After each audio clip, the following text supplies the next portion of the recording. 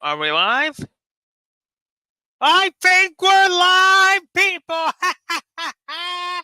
Hey, everybody, it's Yu-Gi-Oh! Master 88 here, and welcome to the long-awaited Dark Zero's Xerolinux KDE live installation. I'll get started in just a few minutes, but first, housekeeping.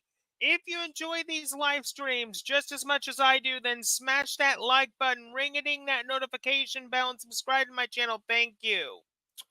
I have a few announcements that I want to get out of the way before we get started. Just remember, folks, December 27th, 4 p.m. is the Dueling Book tutorial live stream. Where I'll be teaching all my Yu-Gi-Oh fans how Dueling Book works, how to set up an account, how to duel on there, how to make a deck. All that will be coming on December 27th at 4 p.m. Coming up this upcoming Tuesday is the long-awaited newest episode of the Linux History Shorties, focused on Fedora this time. So keep a lookout for that. And also January 5th, 4 p.m. is the next Edo Pro Dual Night Plus Open Chat. Keep a lookout for that as well. I will give it a few minutes and then we will get started.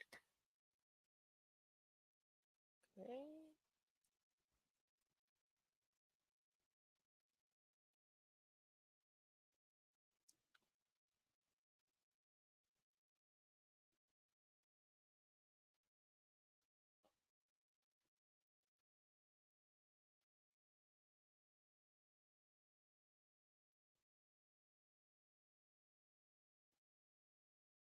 Okay.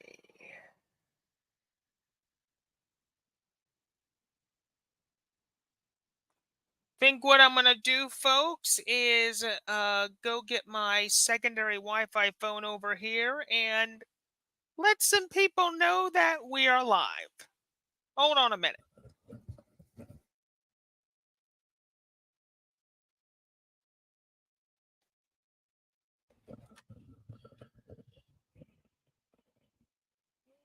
Okay. Let me just make sure here that we let some people know that we are live. Okay.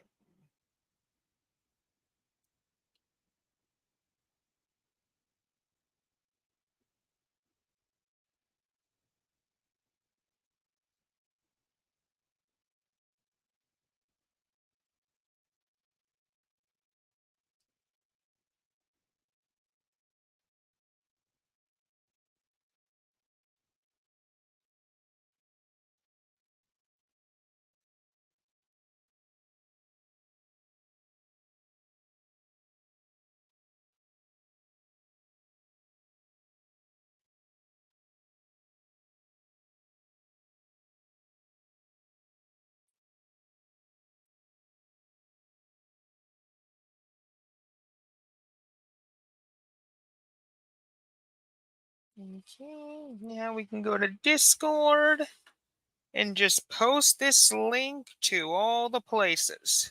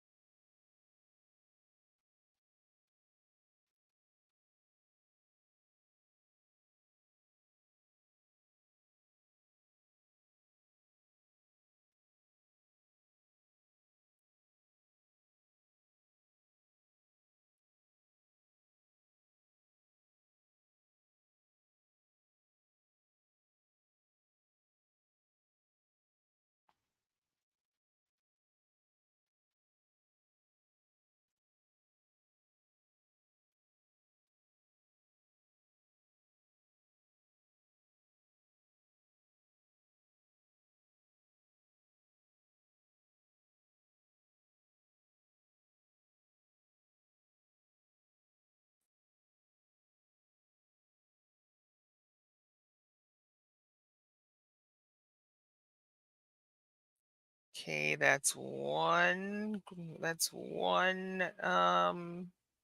Discord group. Let me get to the other ones.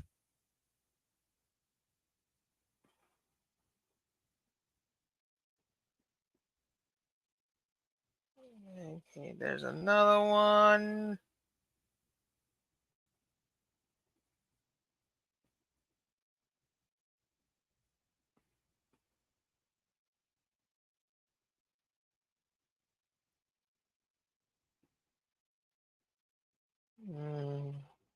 Okay.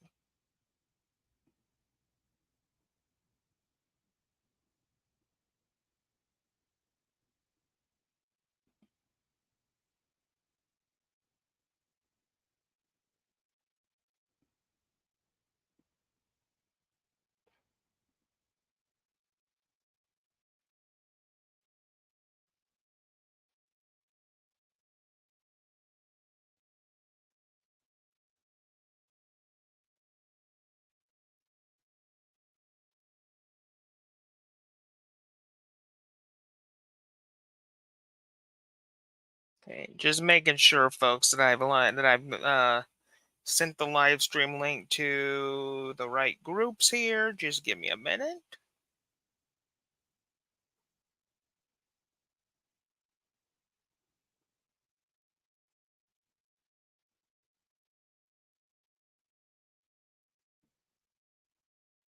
Okay, now to go on Telegram.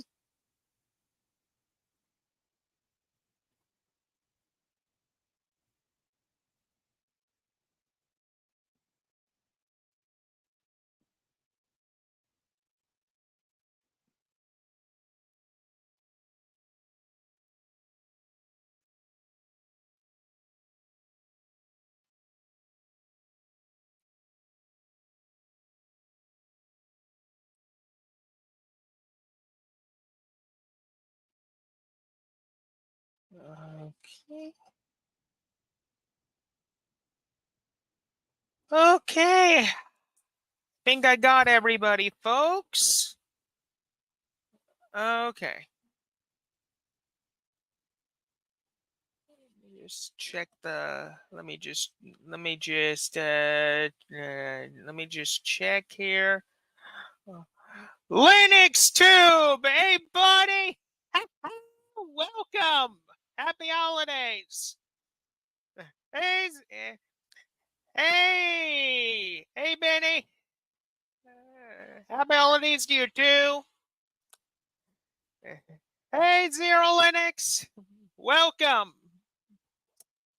Hope you all enjoy yourselves. I'll be starting the review. I'll be starting the installation shortly. Give it about 3 minutes and we'll get started.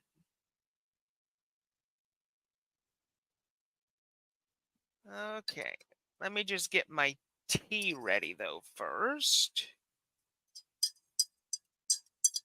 There we go. Hold on a minute, folks.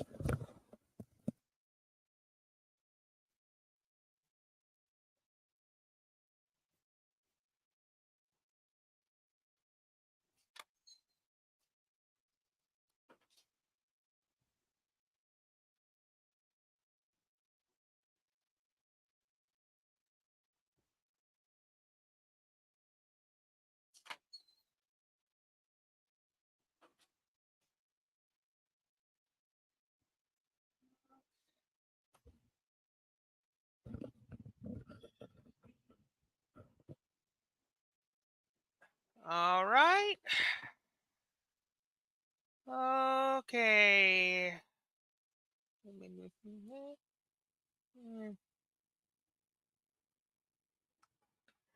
Christmas Mass is gonna be packed. Oh. Guess the church is gonna be full, eh, Ben?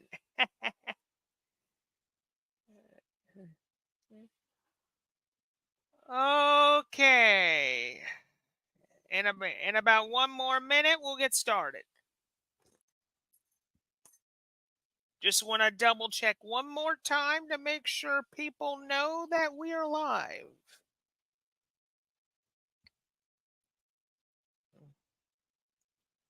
Okay. So let the I let the Linux Saloon people know that we're live. The Linux Tube Discord, let them know. Tux Digital Network, let them know. Yeah, I think we got everybody. Perfect. Okay, let me just make sure that the stream is running good. Let me just make sure everything is all set. Yep. Virtual machine is good. I just want to make sure that this computer in particular is good as well. Yep.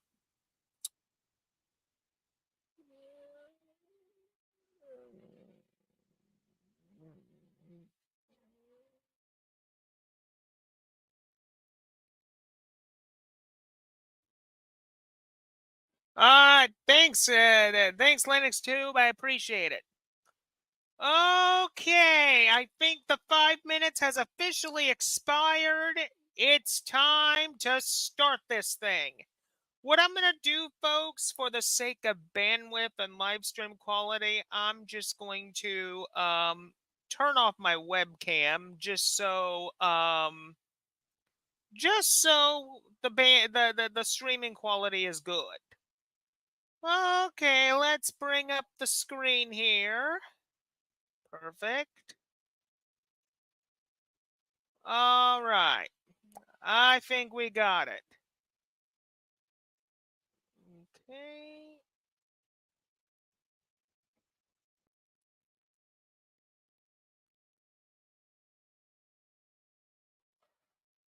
Yep, we got it. Okay, so pretty much we got Xerolinux right here, folks. This is the live CD that you this is the inside of the live CD that you're greeted with when you fire up this baby. I will say, Zero, I love the Mac OS user-friendly interface you have here. I have to say, I lived in Mac OS for a good while at one point, and I must say, this is very Mac OS friendly. Very. Chef's kiss. Anyway, enough of my rambling. Okay, so we got the live, we're inside the live ISO here, folks. So what we're going to do is we're going to press the launch installer button.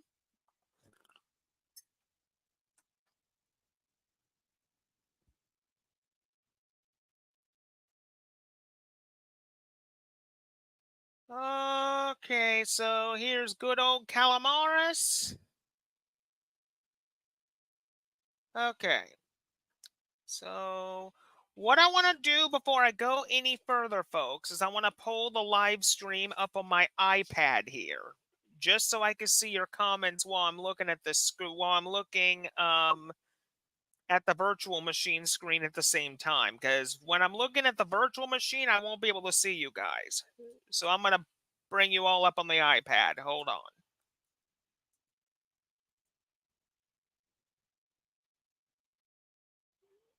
Okay, let me just turn my volume down on the iPad. This way it doesn't interfere with the recording. There we go. Perfect. Okay. Now that I got you guys on my iPad, I'll be able to see your comments while I'm doing this. Okay, so what we're going to do is we're going to click next. We're going to click next again. Keep on going. Usual Calamaris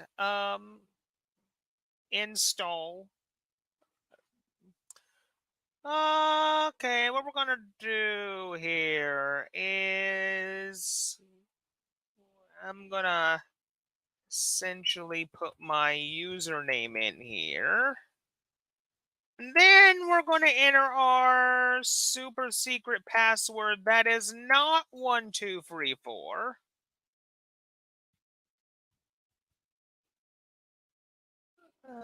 Password fails the dictionary check. It does not oh, it's one of these things. Okay, here's what we're going to do about that. We'll just have to use a long and complicated password.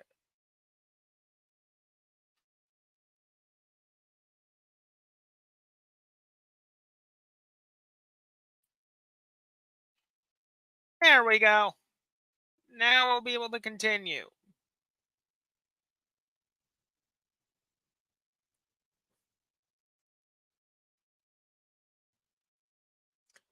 Okay, so now we're just going to wait here for a little bit for this installation to get done.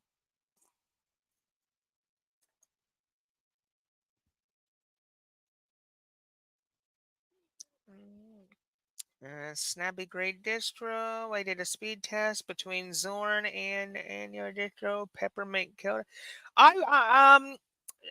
Peppermint is amazing. I love peppermint. In fact, for those who don't know, peppermint was the very first modernized Linux distro that I ever tried. Um, when I started to um, learn about modern Linux distros back in 2018.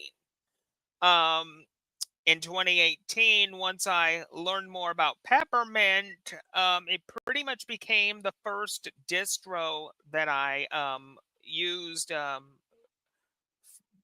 partially full time before I fully decided to ditch Windows 10 completely and just use Linux full time mid-late 2018 onwards. I still have one Windows machine in my room here, but I don't use it very often. And plus, it's dual booted with Arco Linux LXQt.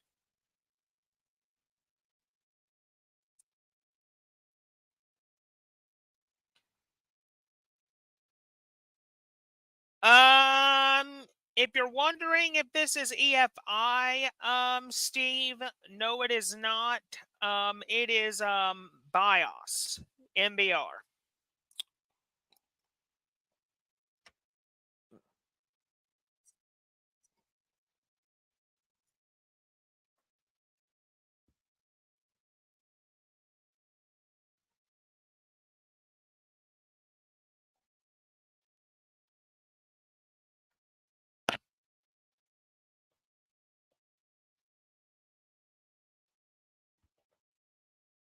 Okay, so this is obviously going to take a little while. That's fine. Very fine.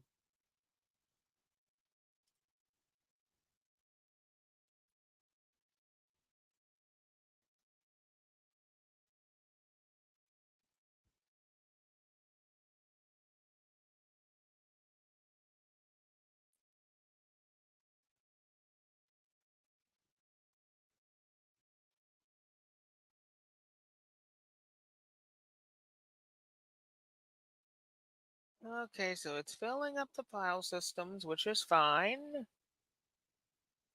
And just letting you know, folks, this virtual machine has 4 gigs of RAM and 35 gigabytes of storage space.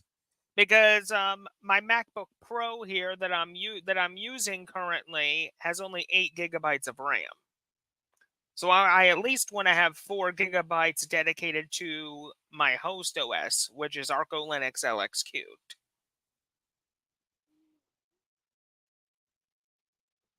I do plan to get my MacBook Pro's SSD and RAM upgraded next month, though, when I get the chance.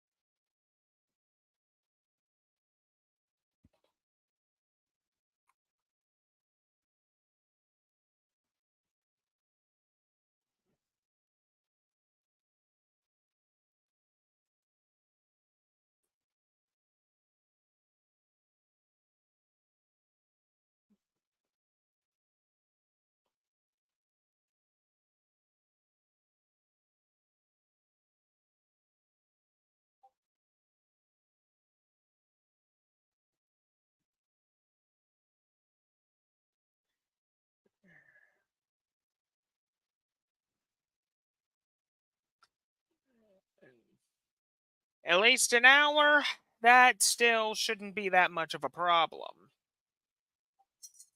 I mean, yes, it's low spec hardware, but low spec hardware in my line of work is also at the same time pretty stable. I mean, if it takes an hour, oh well. I've had live installations take that long before. Like I remember when I did a live installation of Pop OS a little while back. It took a very long time to get past the installation screen.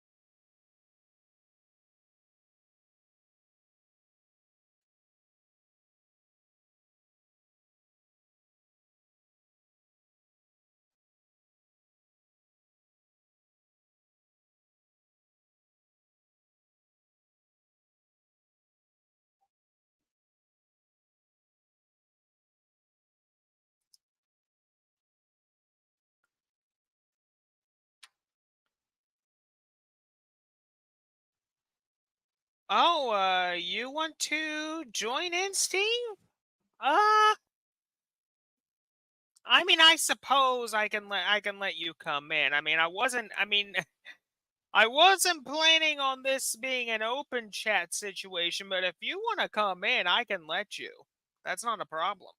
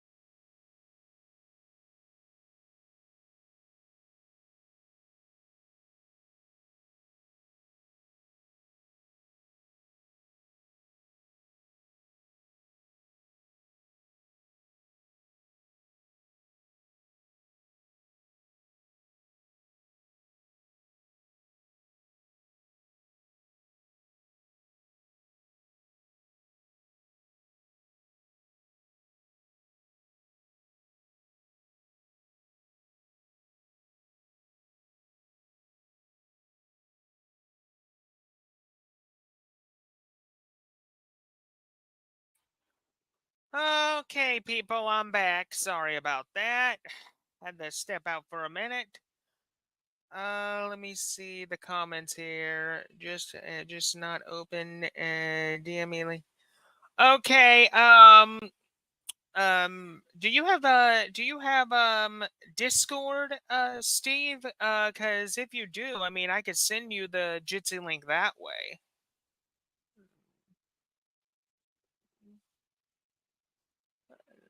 This way, you're like the only one that can come in here and nobody else. I mean, we can do that.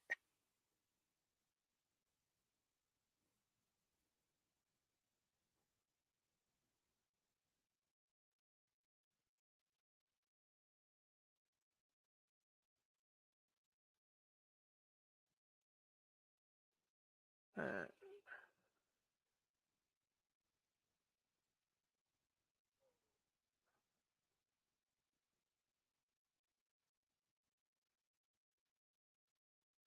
hmm. If you're wondering what Jitsi is, no one knows. Jitsi is a um, it is a it is a communication platform where people can talk to each other. It's essentially like Zoom, but it's completely 100% free. You don't have to pay money for it. Yep. Dark Zero, there. Okay, that's all I need to know, Zero. Thank you. Let me see if I can find you. Okay. Let me open up a Discord here. And I see that Calamaris has completed itself. Good. Very good. That means I'll be able to reboot inside the base system. Good. Okay, let me see if I can locate you. Uh, do, do, do, do. Hmm.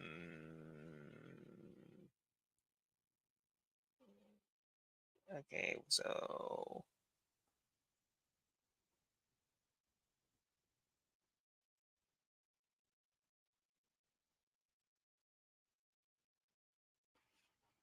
okay, go to. Hmm,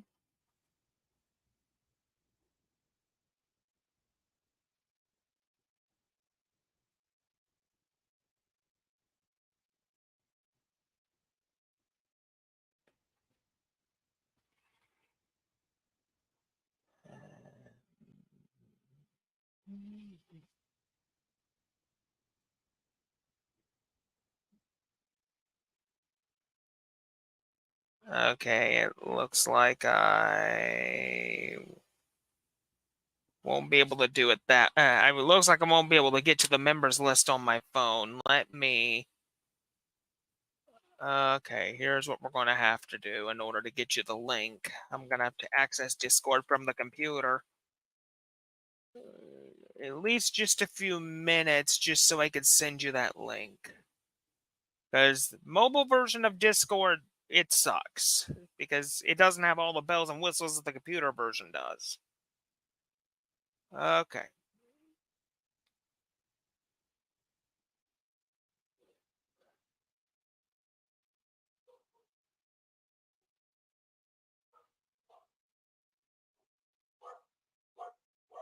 Uh, hold on a minute, folks. My dog is barking. Hold on.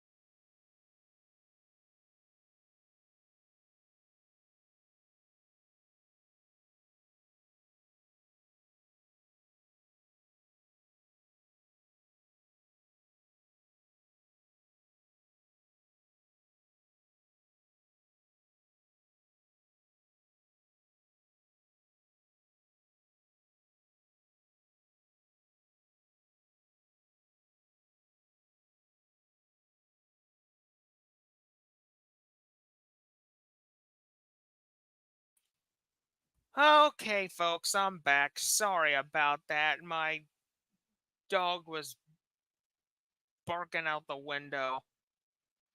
Okay.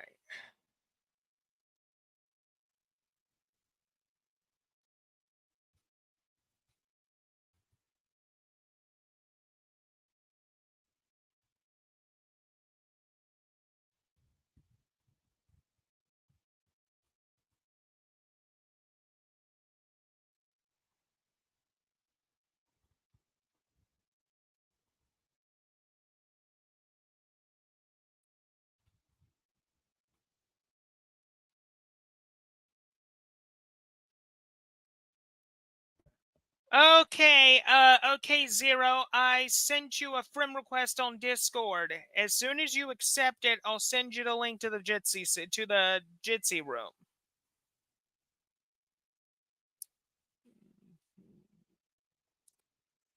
So once you accept this, I'll be able to send you that link.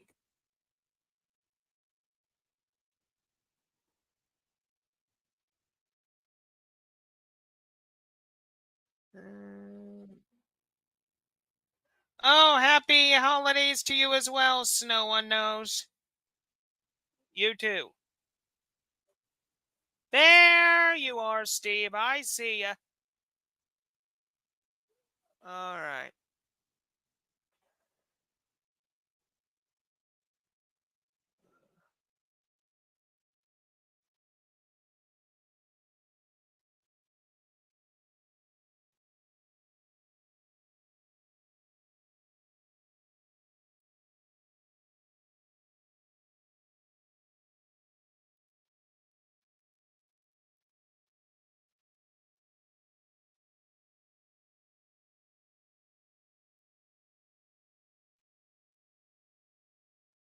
All right.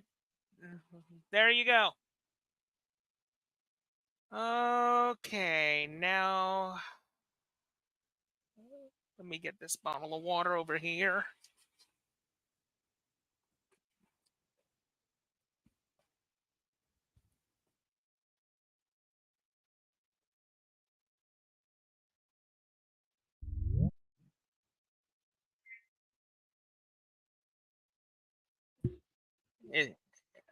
I think I hear you. You hear me? Yeah.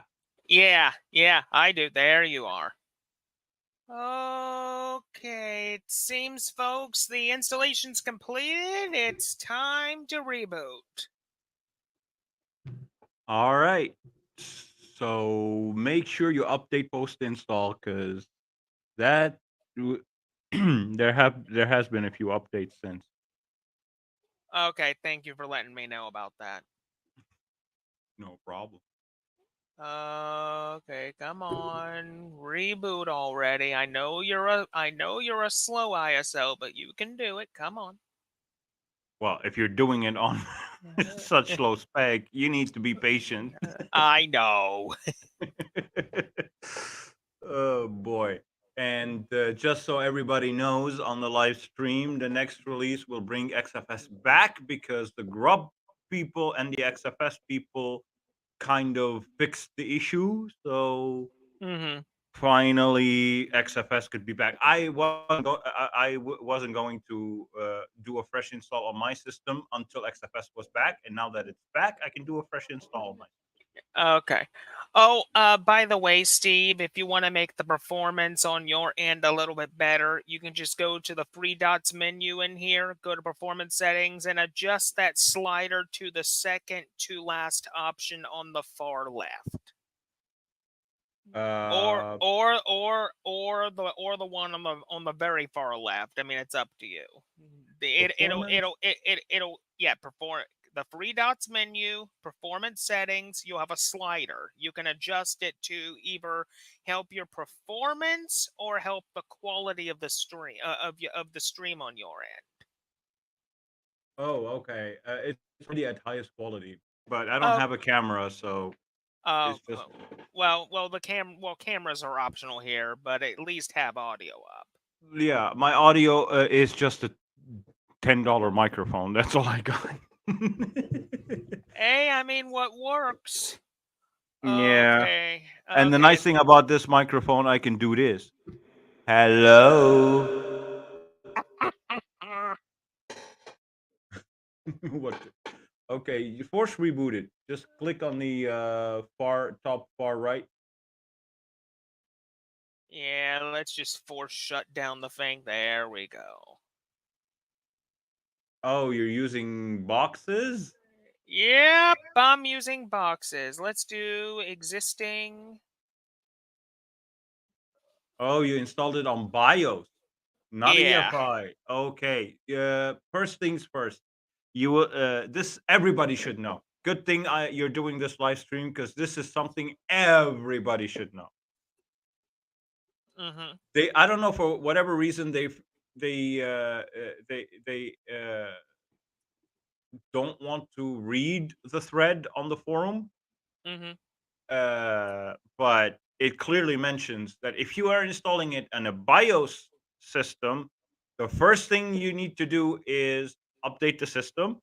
Second thing you need to do is uninstall a package called grub-tools, because there are hooks on the system for EFI systems that are following Arch methodology, where you need to run a grub install every time there's a grub update. But if you install it on BIOS, you don't need the grub install, Okay.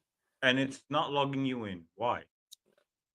It will. Just give it a minute. I did put in the password. There Ah, it goes. It there we just took go. a minute. There we go. I got scared there for a second.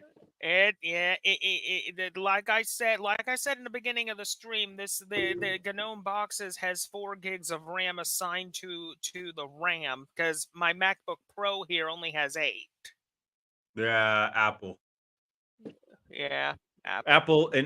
Apple wisdom. 8 gigabytes of RAM on Apple device is like 16 gigabytes on a freaking PC.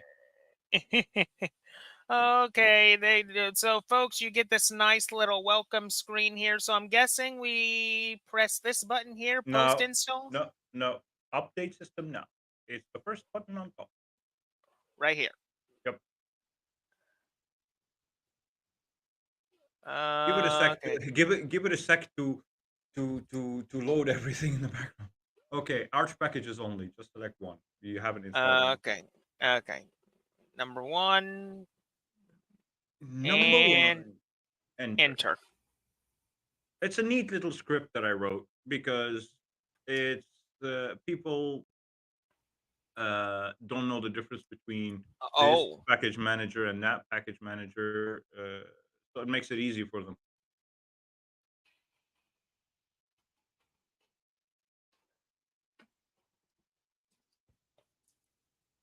Yes, Rep- yes, yes. yeah. KDE app. Whoa! A million. That was weird. I only pressed that one time. Yeah. Well, I guess it understood yes. uh,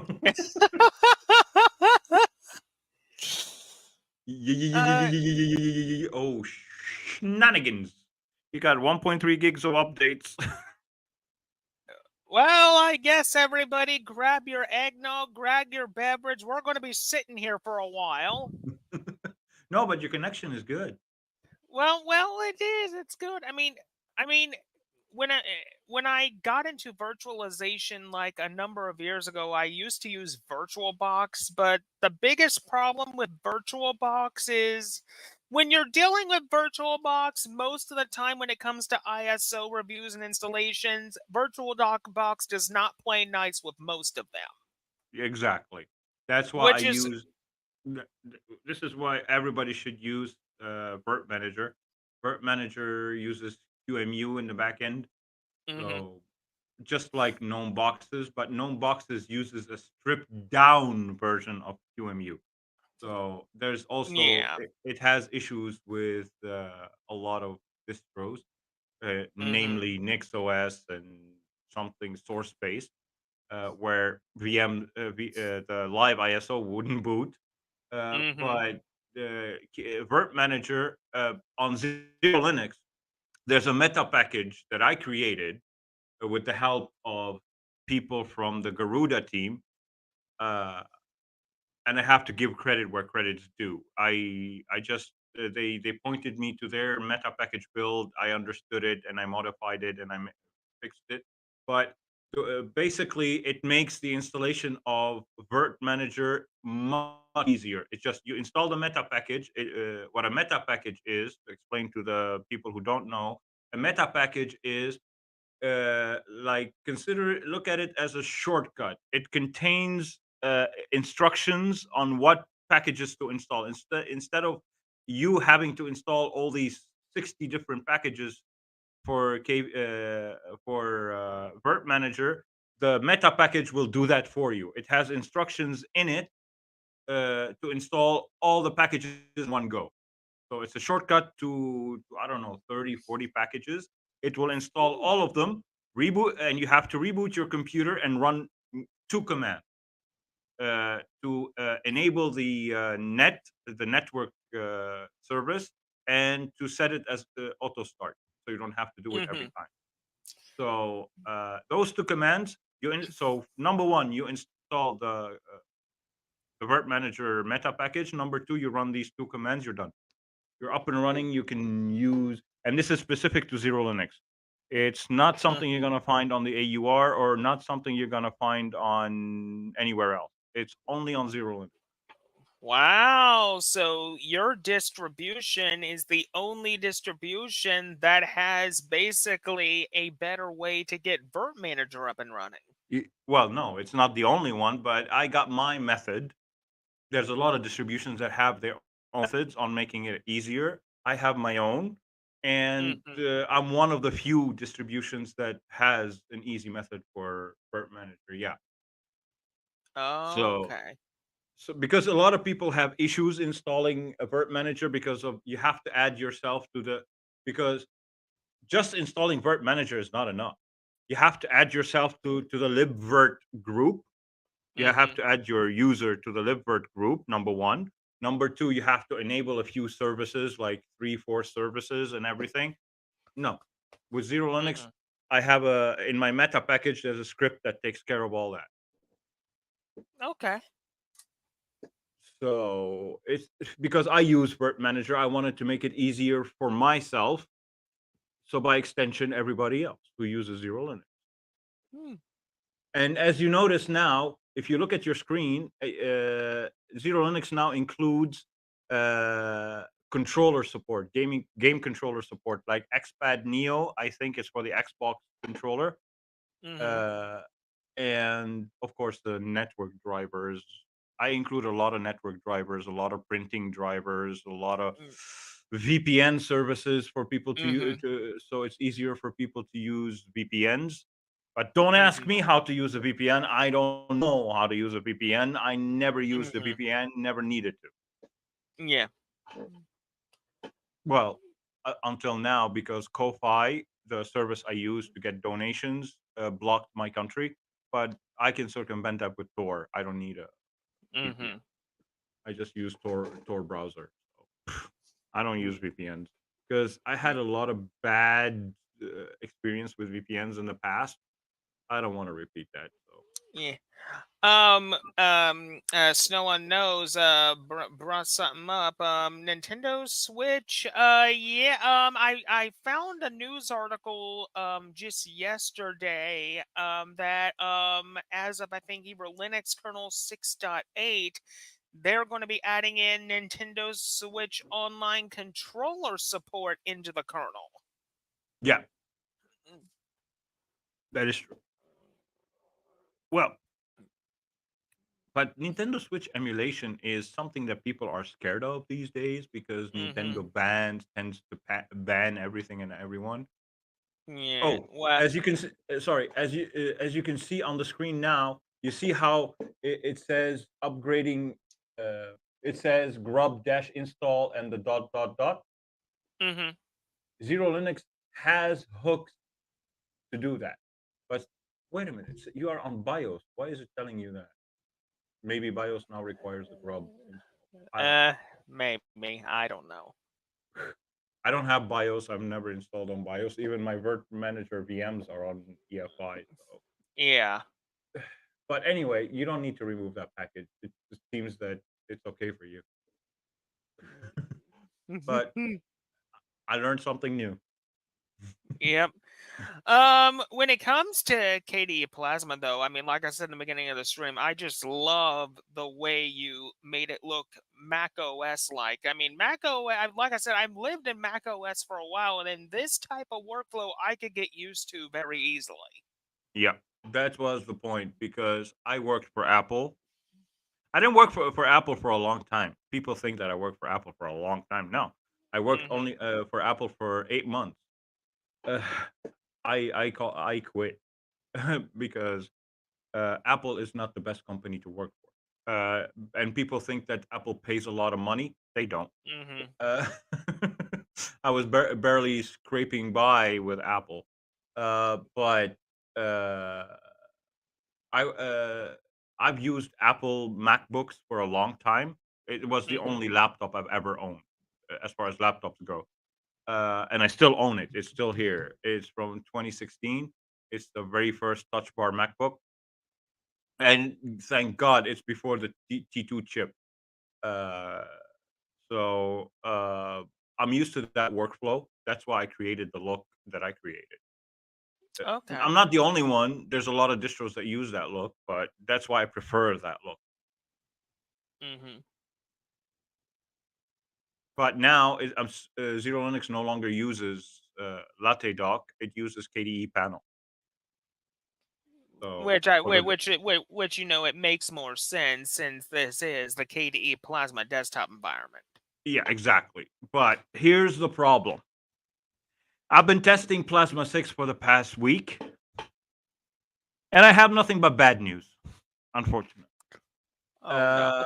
Um, when Plasma 6 final releases in at the end of February, Zero Linux will be which will have I will have to modify all the widgets I'm using in at the top, like the separators, the network widget, the, the compact shutdown, the power button looking thing, because all Hmm. these widgets are no longer compatible are no not compatible with Plasma 6.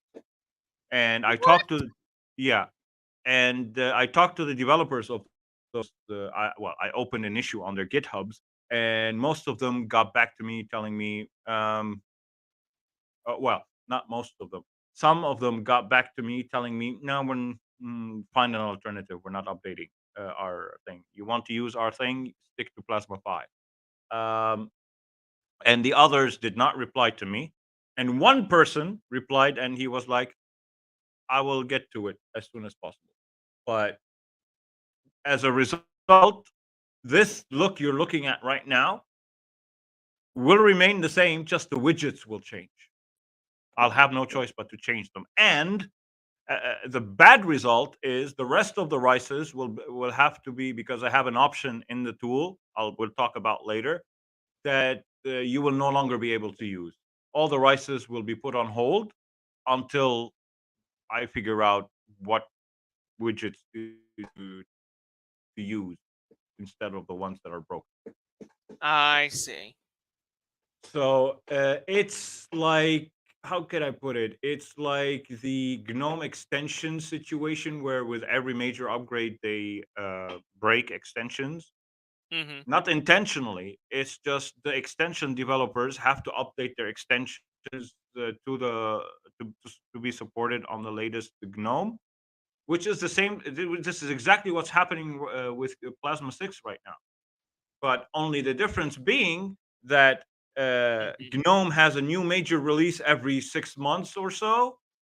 Plasma has one new major upgrade every 10 or so years.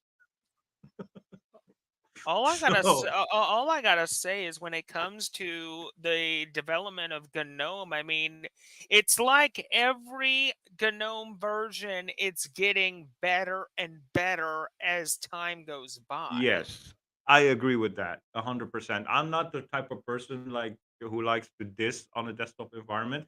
I used to use GNOME for 6 months, and I didn't have any complaints with it at all, except that extensions, yeah, stopped working, and I had to find alternatives. And if we Hmm. know what we are doing and we understand how things, and we understand that the fact that those extensions will break at some point, we know how to adapt.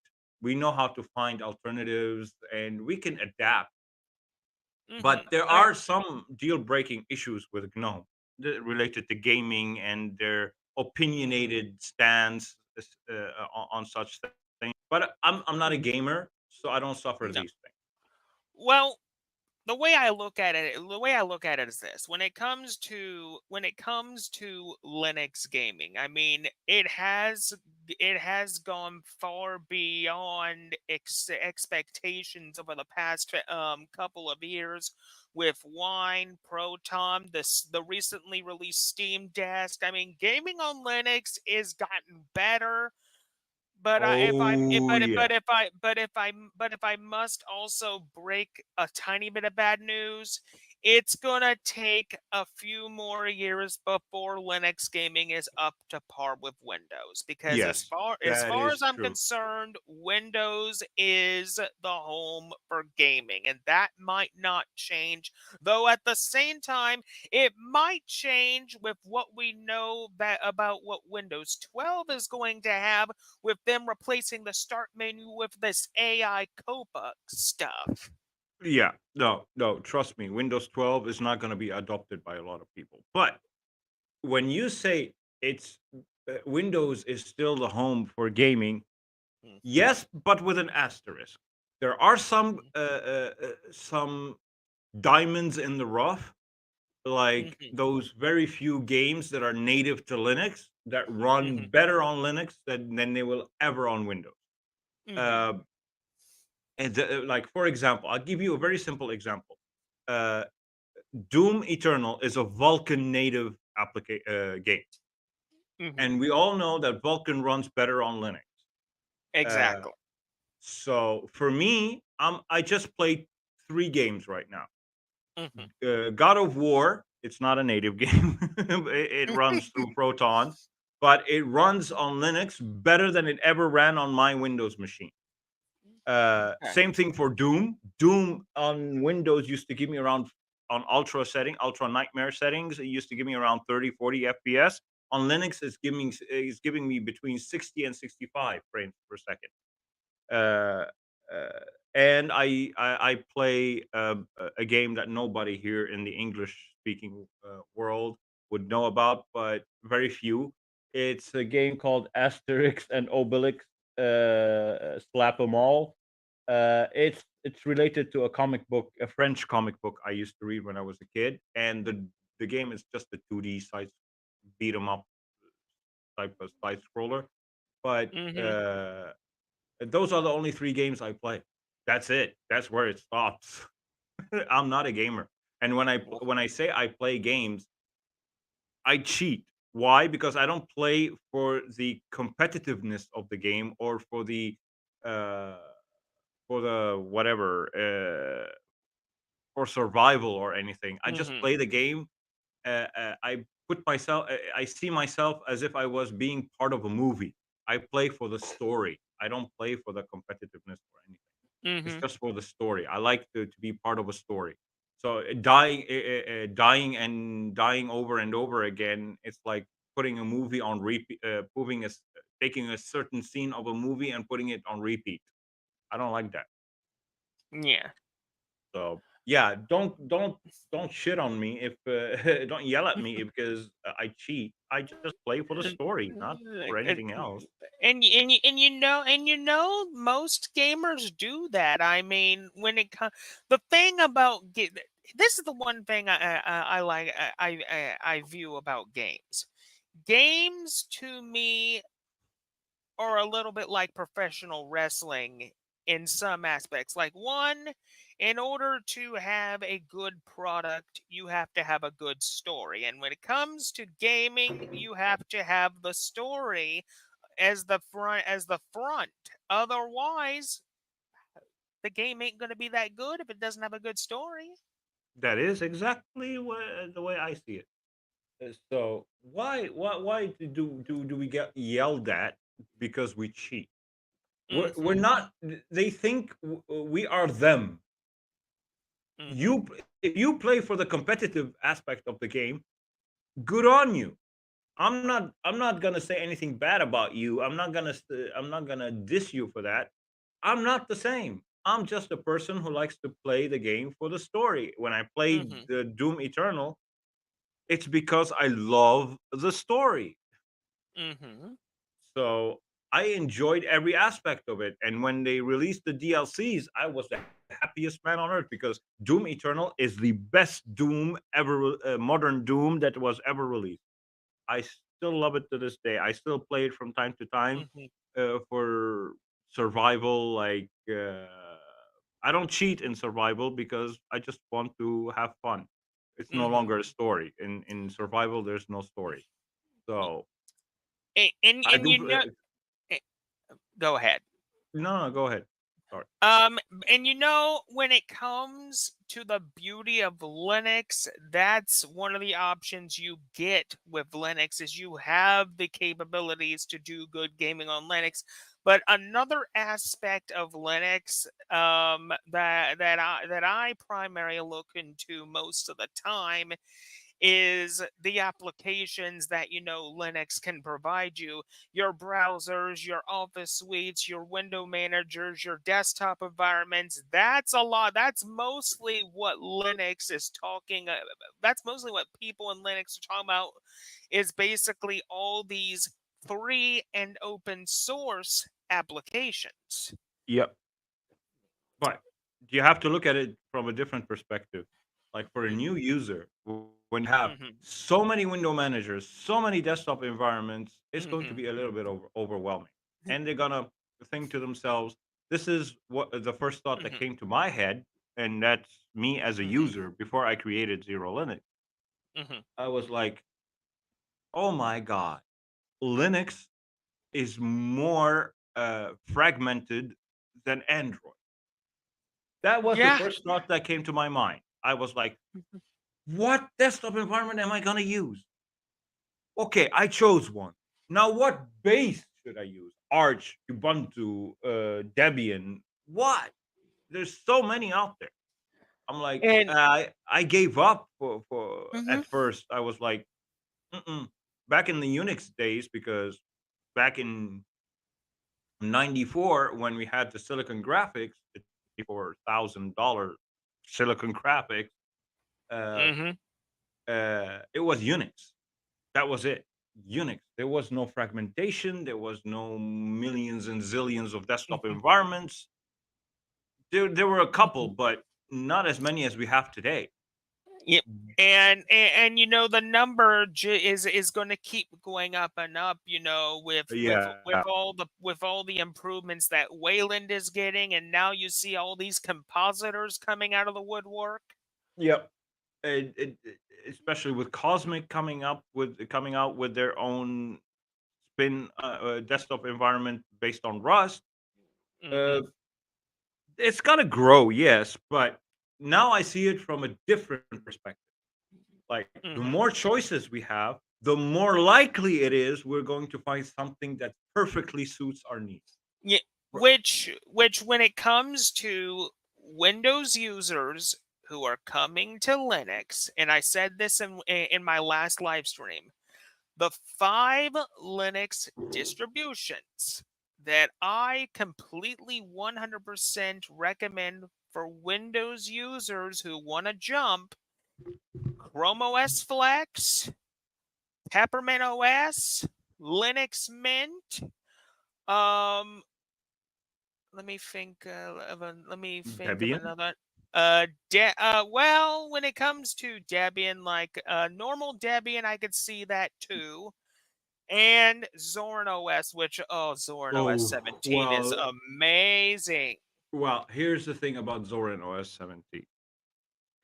It's a mishmash of versions of GNOME applications. It's a Mhm. mishmash of Mhm. versions because They use something from GNOME 45.2, some other things from GNOME 43, some other stuff from GNOME 42. I'm like, decide on a version and include that. You don't need to mix and match. Uh, and as for the kernel, they're using the most buggiest kernel that ever came out. Mm-hmm.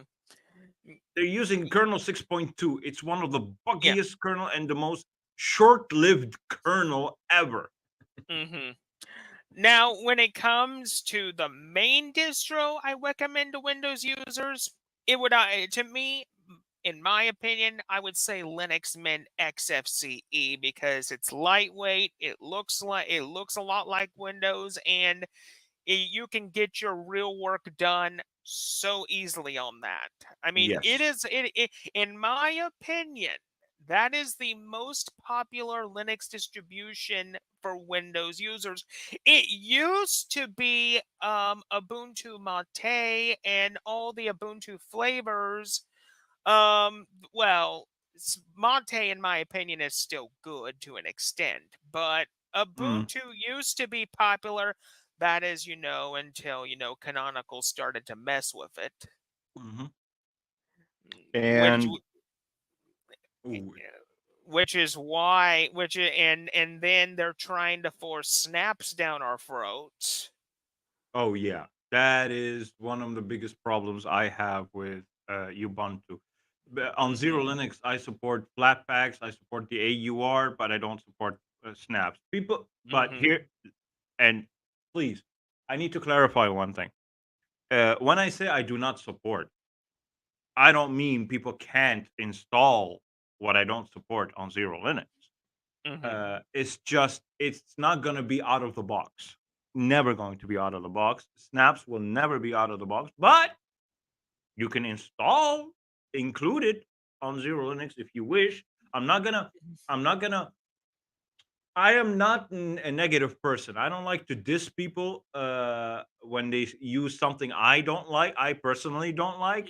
Zero Linux at the end of the day is there for them to shape the way they wish, however they wish. I'm not gonna tell Exactly. them.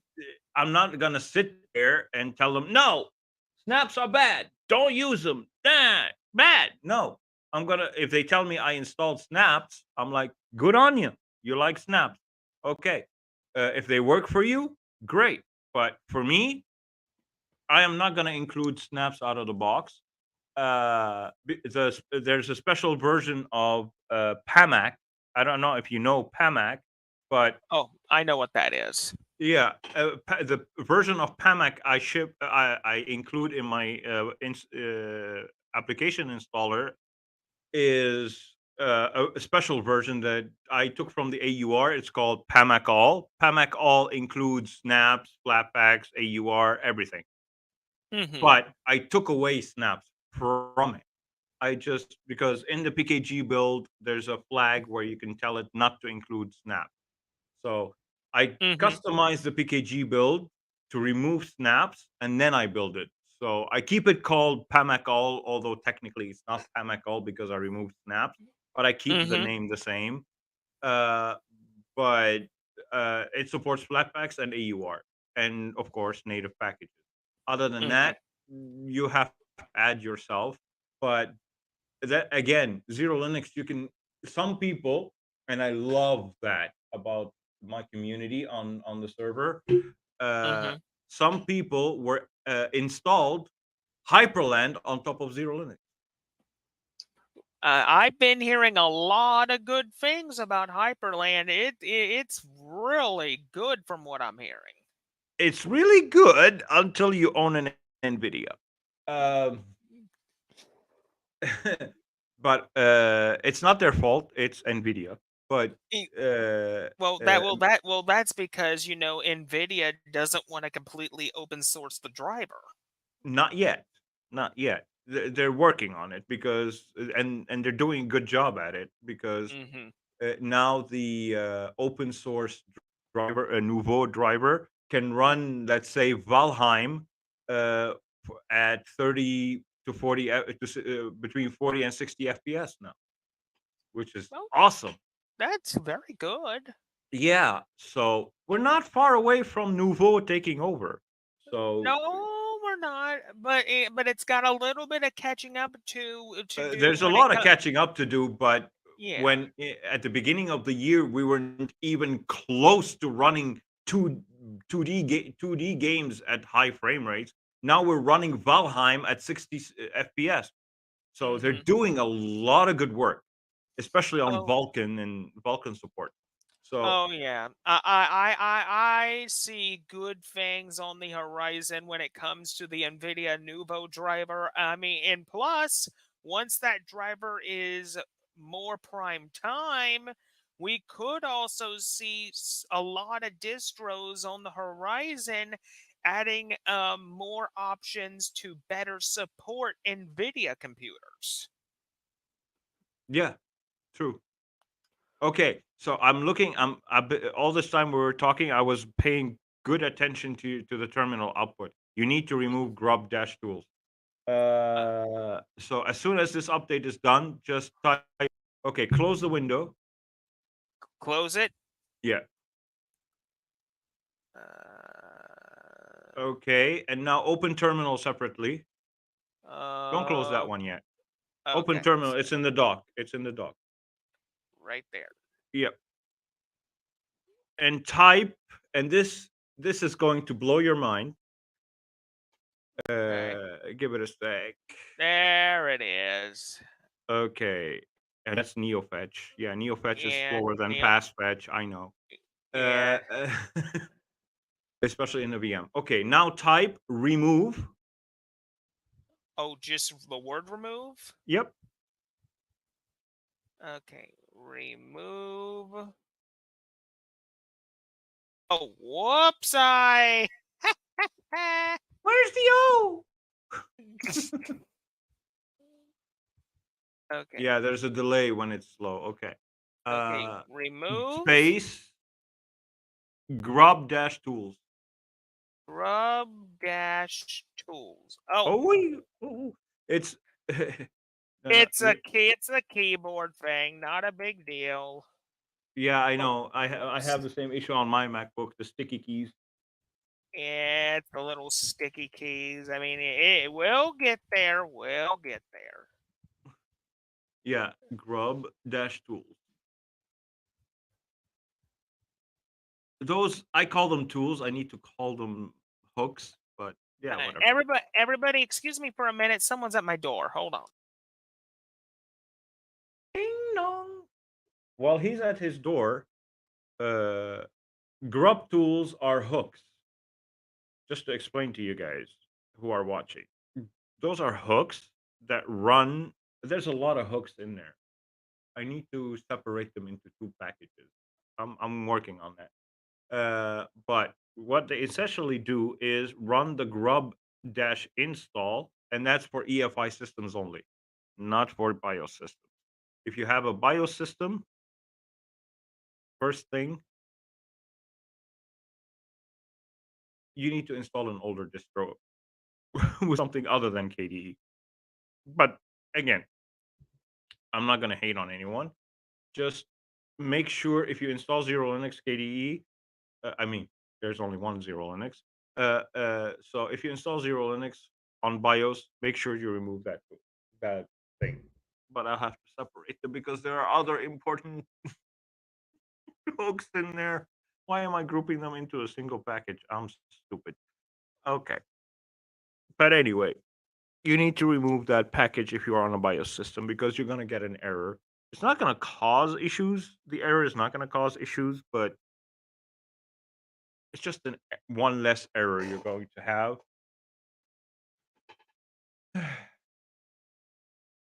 So yeah, just I wish he did it on a faster system because this is really too slow. And I'm having a beer. And Merry Christmas to everyone, by the way. Merry Christmas, and hope everyone is having a or will have a great gift opening session later on tonight. Well, it's already past midnight for me, so I'm in the future, according to the American folk.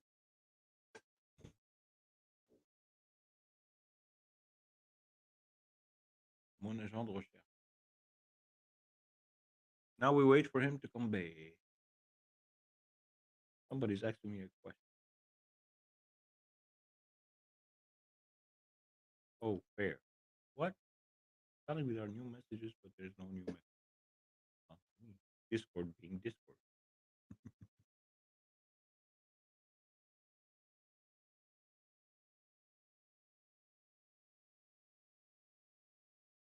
Anything new?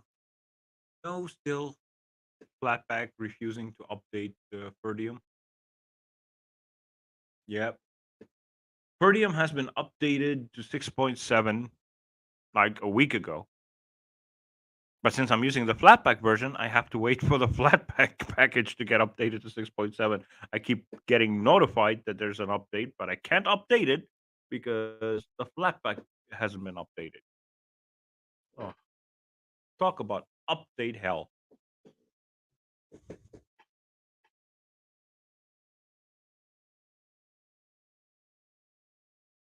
And again, guys, everyone watching, all three people watching, uh, Xerolinux is a base. You can install whatever you want on top of it. You can install Hyperland, you can install XFCE, you can install GNOME on top of it if you wanted to. You can do whatever you want. It's just the base. I'm not forcing anyone to use it as is. It's open, free, open source. You can take the code on from my GitHub and build your own version. And I will have a guide on my YouTube channel at some point showing you all that. But build on top of it. Build it into whatever you want. I can help. I'm no longer going to be on Discord. I'm leaving the our Discord server as of January 1st because I need to concentrate on other things, on basically Zero Linux and the YouTube channel.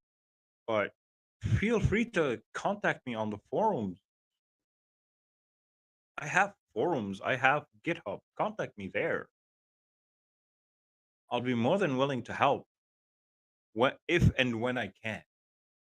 If because I don't know everything, I don't have the answers, all the answers.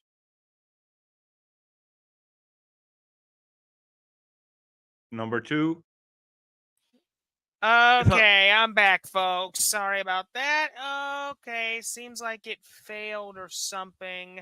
yeah, because you took a long time. Okay, don't worry. We'll fix that right now. Okay, I entered my password. Uh, oh, come on. I entered the right one. Stupid sticky keys. Nope. sticky Incorrect. key, sticky keys. Well, okay, we'll just have to try it again. We'll eventually get it. Okay. Yeah, I've been through that. I replaced my keyboard, which cost me $700. Well, when you're dealing with the exact keyboard that's built into your MacBook Pro, that's a different story. Yeah.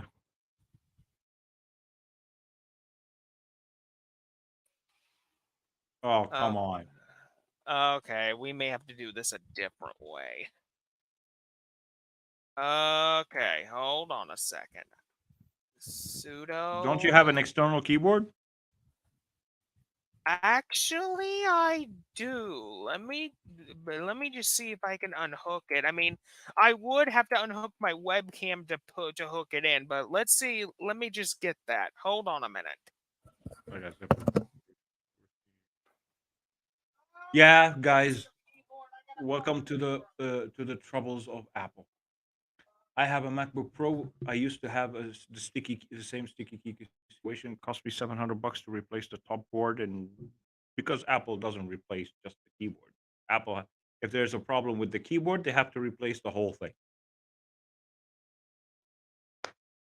That's what you have to deal with Apple when it comes to Apple devices.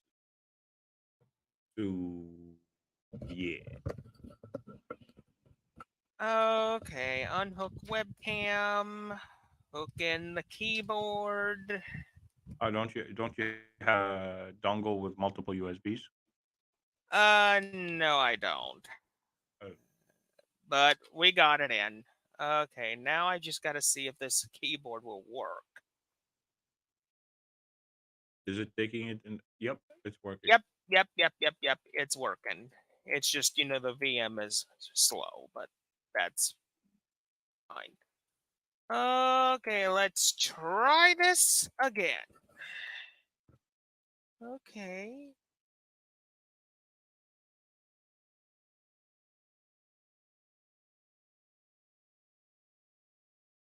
Come on. Okay, Uh, that means it's stuck. You need to reboot. I need to reboot. Mm-hmm. Okay, then we're gonna do this. Sometimes it gets stuck on the sticky situation on the wrong password thing. Yeah. Okay, go into here. Go to existing OS. There we go.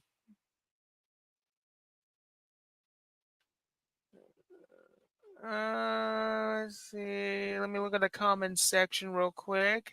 I have the weirdest issues with gaming on Windows with random issues and changes on the window. Well, the thing about Windows is while gaming is good on Windows, I mean, with Microsoft changing the operating system periodically, issues do tend to come up. That's Yeah, something that can't be helped. yeah, I mean, we're talking about a closed sourced proprietary system. yes, Uh, sir. okay, now let's see if I can log in here. And I did. Okay. All right. Now It should work. it should. Yeah, as I was telling them earlier that the grub tools you can leave them in, but it's better to remove them because uh, that's one less error you have to deal with. And another thing I was telling them was that I'm such a stupid klutz. I included all the hooks in the grub dash tools package. I need to separate them Hmm. because there are some Um. hooks that you do need for NVIDIA drivers. Okay. Let's open up console. Okay. Oh, it's coming up a little bit quicker. Okay. Good. Okay. Now Up arrow let's. and it will remember the last command, I guess. I guess it erased the command. Okay. Then I guess we'll have to retype it then. Remove Remove and grub.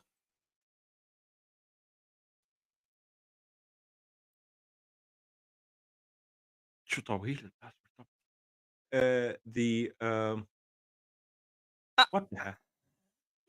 What the hold hell? on Are a you sec. typing the correct password? Yeah, I am. There we go. Yeah, now it works. Okay, done. Okay, that's done. Okay, now we can talk more about this tool because Zero Linux is all about this tool. So Mm-hmm.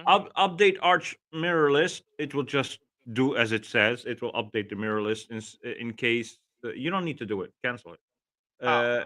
It's only in case you get the issue with like you cannot install a package because there's a mirror that is down or whatever. Uh, Uh-huh. I'm not gonna go to the middle one yet. Fix GNU PG keys is just when you install packages with Arch, sometimes the keys are broken for whatever reason. Mm-hmm. This also it's just a fix. FAQ is the FAQ, the Arch Wiki is the Arch Wiki, the forums is the forums, whatever.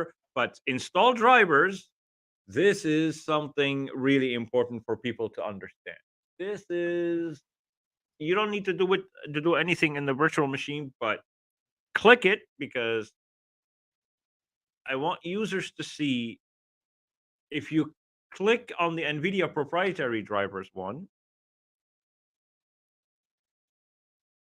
it's going to tell you, first check if there's any updates. But since you updated, it will say, "Hello, Yu-Gi-Oh Master. You seem to have no NVIDIA GPU, so you can close it. But if you did have a GPU, no, don't close it yet. Don't close it yet." Okay. I'm just saying that people can close it if they have no NVIDIA drivers. But Mhm. see, it will tell you you have no NVIDIA GPUs. In case you did have an NVIDIA GPU, it will tell you which one you have. It will tell you Mhm. you have the X and Y and Z, let's say GTX 2060, whatever, Yeah. RTX 2060. So it will show you which model you have. So you make uh, the informed decision which driver to install. So let's say you have the 2060. You can either, since it's a touring based card, you can install either the vanilla drivers or the open DKMS drivers, either or. Okay. The vanilla drivers are just the ones shipped by Arch.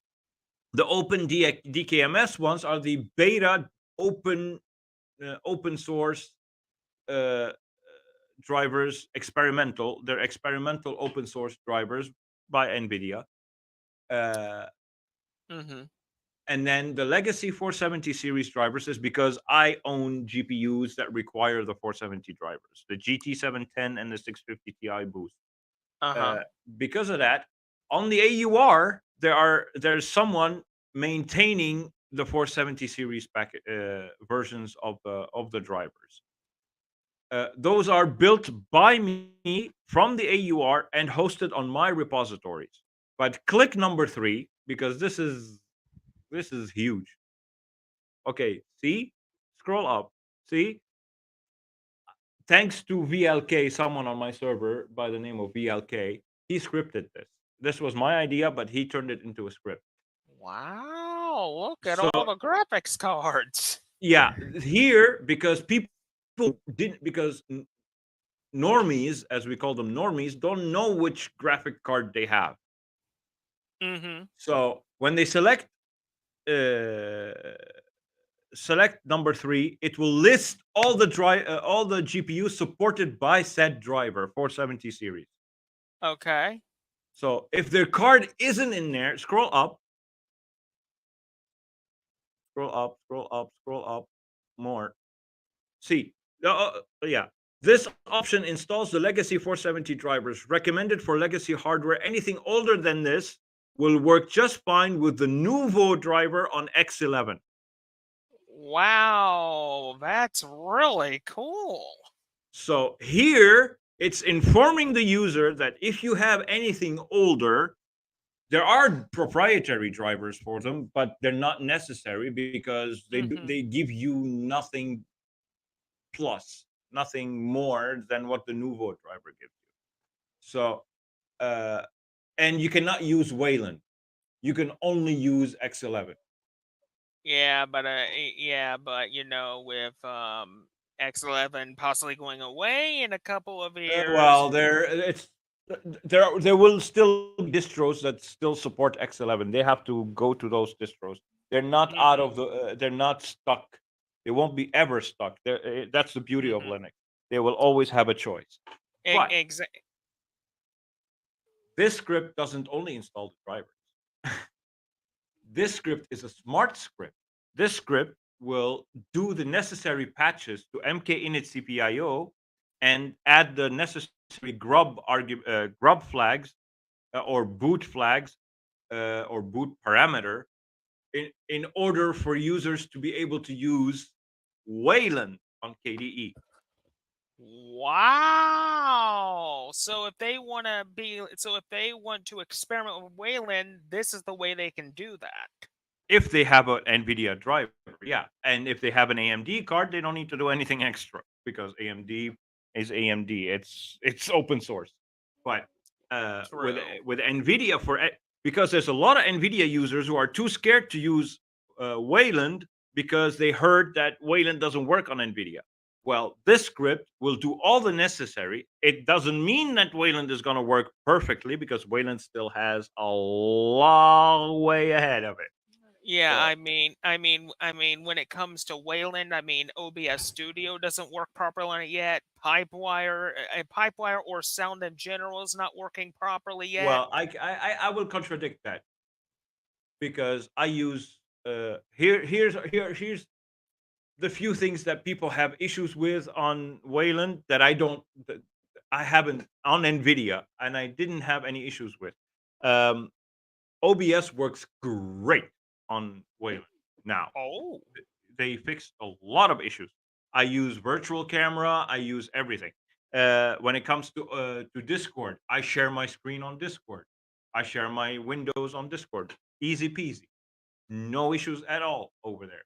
Well, Okay. still a little bit of lag because the plugin is still in alpha, but it's a plugin by the KDE developers called X Wayland Video Bridge. It's all for X11 apps on Wayland to be able to share screens, share windows. So all you have to do is install it, set it to launch on startup, and you're good to go. Wow. But like you said, this is for computers that are Nvidia only, right? No, it's not for Nvidia only. This is a general thing. But when it comes to Nvidia, this script will do the necessary things to get Wayland support up there, so you can use Wayland on Nvidia. It Mm-hmm. will not solve all the Wayland issues. It just will allow you to log into Wayland. After that, what Mm-hmm. applications have issues? It's not an Nvidia problem. It's Mm-hmm. well, other than gaming, because gaming on Wayland right now is a nightmare because Yeah. Wine is not yet Wayland compatible. They're getting there, but they mentioned it on their mailing list. They don't foresee full support for Wayland before 3 years.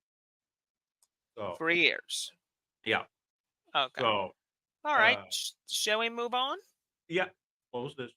So this script Uh, is very important for ATI. For the rest, no need to talk about. They're just okay. ATI, AMD, they don't do anything. Okay. So post install, this is where the fun stuff is. Post install is number one. Initialize Snapper for the people who use ButterFS. I don't use ButterFS, but in case you Yeah. did, when you Mm-hmm. click this button, it will detect. Click it. It's not going to do anything to your system since you selected the XT4. Uh, but see, hi, checking for BTRFS. No BTRFS partitions found. Exiting. See, Yep. all my scripts are smart. So Okay. I see something for ZSH here. yeah, that's fun. That's why I called it the fun place. So if you click here, it's going to install ZSH and oh my ZSH and power level 10K, all that from source, from GitHub, Wow. not from an AUR package, not from a regular package. It will Interesting. pull from source. And the best part of it is you don't need to worry about updating it. If there's an update when you after installing it, when you open your terminal, if there's an update, it will tell you, do you want to update the ZSH? You say yeah. And that's it. It will do it on its own. Okay. Restore Restore default. default desktop settings in case you mess up your system. You want to Okay. move the panel from top to bottom and you broke it for whatever reason. Mm-hmm. You click Yeah. that, it will restore to factory. Yeah. Paxseek, Now, I think everybody heard of Paxseek. I haven't. Well, Paxseek is a TUI. It's a terminal user interface package manager. It allows you to install packages from the regular Arch repositories or from the AUR. You just search for whatever package and hit enter, and it will use Yay, which Oh. is included, and it will install. So essentially, it's a terminal based package manager in a way. Yep, exactly. So, That's supposed to be AUR. so essentially, think the Synaptic Package Manager, but in terminal form. Yeah, search for a package and you'll see. Let's say something you find on the AUR. DOSBox, yeah, that's on the AUR. Yep. Oh. Oh, extra. There's a one on extra. Okay, scroll down. Select DOSBox dash bin utils. for example. Yeah, Right here. that one. Yeah. Okay. See, there's a button called Show PKG Build. Now it will show you what the PKG build will do. It's what I recommend everyone does because you never know. Maybe there's a malicious package out there, people packaging something malicious or Uh-huh. whatever. Here they can inspect directly the PKG build. So, like, say beforehand, if you find an error and stuff, you can correct the error yourself. Then take the newly revised script and share it with other people. This If way, you they. want, yes. Or you can see, for example, you see, let's say, a line that says send password hash to a certain server. That's a malicious code, so it Mm-hmm. sends your password hash to the hacker's server. You Yeah. see, it allows you to see anything that's bad or something that's broken to fix, and you can report it Okay. upstream. So it allows you to see the package build right here before you even start the build. And if I'm correct, I believe it's as simple as No, here it will pressing. tell you, it will tell you if it's installed or not. Yeah. Okay. So, Yeah. it's currently not installed at the moment. Yeah. So if it's installed, it will add an asterisk inside the box. Right. It's a Okay. neat little tool by someone from the if I'm not wrong, from the Endeavor OS. Yeah, yeah, Endeavor OS, I believe those people mess with things like this. Yeah. One of the guys over there created this, so I included it on Zero Linux Oh, very good, very good. because if you notice, Zero Linux out of the box does not include a GUI package manager. No. We no longer do that. We used to ship with PAMAC, but not anymore. We give Mm-hmm. the choice up to the user. So you have one that's Paxi if you want True. to start Or with. If you want something more, you can do that later. So or say for example, like you can either choose Palmach itself, or if you want something a little bit unique, you can just go Octopi. yeah, exactly. All these are already available in my package Yeah. installer, but the Zero Oh, ISO builder, it just builds the KDE version that you're on. That's it. That's all it does. okay, so it just builds ISOs essentially. Yeah, it builds the ISO. If you want to build one and have the latest one available, you can just select that if you're on Zero Okay. Linux. Yeah, Okay, that's very simple. Okay. yeah. And Okay, now what this to will be the one that will be put on hold once Plasma 6 gets released, because okay. all these rices won't be compatible. Okay, so essentially once Plasma 6 releases in February, these will have to be refined and Yes, reconfigured. exactly. If you look at rising tweaks, there's option 5, 6, and 7. Uh-huh. 5, reset config back to pure vanilla. A lot of people requested this. I don't know why, but I was like, okay, I okay, I will do it. Basically, what that does, it will undo all the zero Linux rising stuff, and Mhm. will bring it back to vanilla grub, vanilla KDE, Uh-huh. like as if you installed KDE on Arch, pure Arch. Yeah. But that will not remove my system tweak. It was just remove my rising. Uh, Oh, I see. Okay. and option 6, activate flatpak theming required if used. Like if you use flatpaks and you want them to follow the system theme that I chose, you Mhm. you select that option. And then option 7 is very interesting. Option 7, themes receive updates, right? And Well, yes. since Zero Linux uses Layen, but not as a package from the AUR, Mhm. but from source. Vinceluce, the creator of Layen, has an install script. So basically, you git clone the repository and you run an install script. So it does that for the user. So Oh, so that way they can keep updating the Layen theme as it receives updates. They can run it once a month, once every 2 months, once every 3 months, just to s- keep up to s- date. So essentially, just like with with normal system updating, you choose when you want to do it. Yeah, exactly. But instead of being a package, it's Git cloning a repo and running the install script to update the theme because it's coming straight from source. Exactly. Yeah, Okay. and Install, enable. well, that's This uh, has to be GUFW. no. This is all three. All three.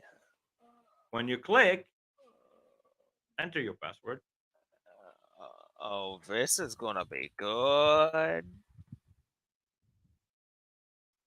Okay, Plasma Firewall, Firewall D. Oh my! it's Plasma Firewall. I removed all the rest. It used to be GNOME Firewall. I mean Mm-hmm. GFUWGFU whatever, uh, Yeah, and it was Fire Jail also. But I Fire Jail. decided, yeah, I decided to just make it Plasma Firewall because Hmm. it's Plasma. Yeah. Now let's talk about this. I know what DistroBox and Docker is. I've experimented with DistroBox on my channel before. Wonderful way to install applications from different operating systems. Yep. So for the options for containers, we got Debian, Fedora, Void Linux, OpenSUSE, and well, if you're like an advanced user and want to go basically go wild and dangerous, you can pick Gentoo if you want. Yeah, exactly. So basically, option I is install, configure DistroBox and Docker. It will do it automatically for you. It will install DistroBox and Docker, and then do all the magic that needs to do, start the services that it requires, whatever. Uh, and it will ask you if you want to reboot. It will recommend Hmm. you reboot. You select Yeah. yes, it will reboot your system, so the service is started. Hmm. And I did it in such a way where you don't have to run DistroBox with sudo. You just run DistroBox without sudo. Uh, That's really good. yeah, and D is documentation in case you want to read the documentation. Exact. Which DistroBox? Which shout out to the DistroBox development team. You guys have wonderful, spot on documentation. Exactly. So, and I chose those top five because I wanted them to be totally different. Like Debian, Exactly.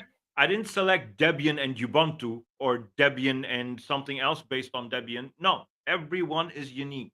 Debian, Hmm. Fedora, Void, OpenSUSE, Tumbleweed, and they're all Hmm. latest. I use the latest flag, so as soon as you install it, it's going to install the latest one available as of the time of installation. Uh, And also there's an option to update the containers. This way they'll remain updated. Yeah, this command will update all of them. Distrobox, I think the command is distrobox update dash all. Hmm. So it will update all of them and all the packages within them. So Nice, nice.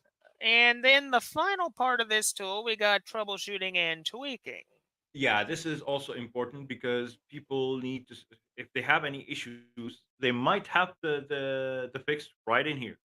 Like for Hmm. example, there are various issues with Samba, or like, yeah, the nightmare that's called Samba. Hmm. For sharing with Windows or sharing between other Linux machines. Yeah. Sometimes it won't. The discoverability doesn't work. You can select option one. It will fix that right up for you. Clear Pacman cache, because a lot of people decide to install Xerolinux on something like 64 gigs flash, whatever, and they start running out of space real quick because Pacman keeps all the packages it downloads in a cache. So you can Hmm. clear the cache with this option.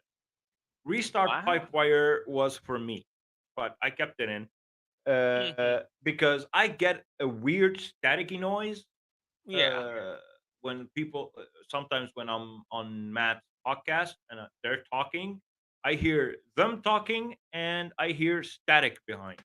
So Yeah. all I need to do is restart Pipewire and everything works. Yeah. I've experimented with Pipewire before. It's good, but I just like pulse audio better? I mean, it's It more. depends on your hardware. If you have old Yeah, hardware, and yeah, Pulse is better, but Pulse will. But don't forget, Pipewire also supports Pulse, as you can see, Pipewire dash Pulse.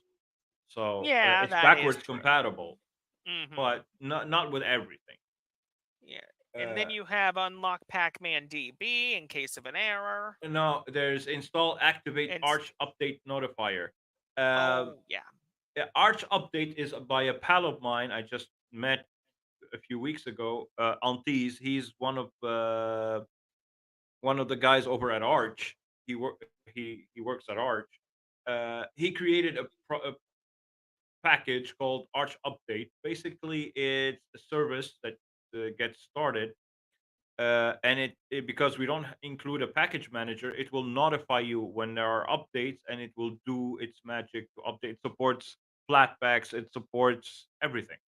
So Mm-hmm. it's a neat little tool for people who want.